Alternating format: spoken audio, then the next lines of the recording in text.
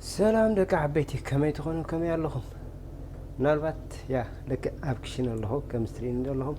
نيشتك كشنن ملكأتن مالتي سخاء أبي بزي قدس زخونة بوتان نهرالاتنا تريات ما توسن نلو من تهزلكم مسئله كشنهم كابنتكم زتفلالي عينتكم خون خيلي متحازي إيد هاندل النهر زي بلغينو قالي نورمالي هاو خلو زكاة مالله ምናልባት ኣብ ገዛኹም ፕሮፌሽናላት ኣይኮንኩምን ግን ብሕፅር ዝበለ ብቕልል ዝበለ መንገድን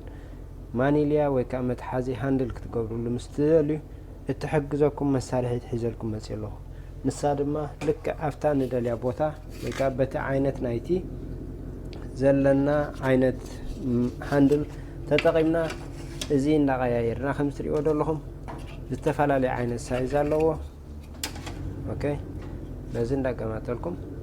ክትቀይሩውን ክትጠቀሙሉን እትሕግዘኩም ያ እዚ ድማ ናይ ድሮወር ናይ ተመዛዝ ዘለዎ ማለት እዩ ምናልባት ሊንክ ናታ ክገድፈልኩም እንድሕር መትሓዚ ዘይብሉ ኮይኑ ሎሚ ክሽነኹም ካብነትኩም ማለት እዩ በዚ ተጠቒምኩም ክትገብሩሉ ክትሕግዘኩም ያ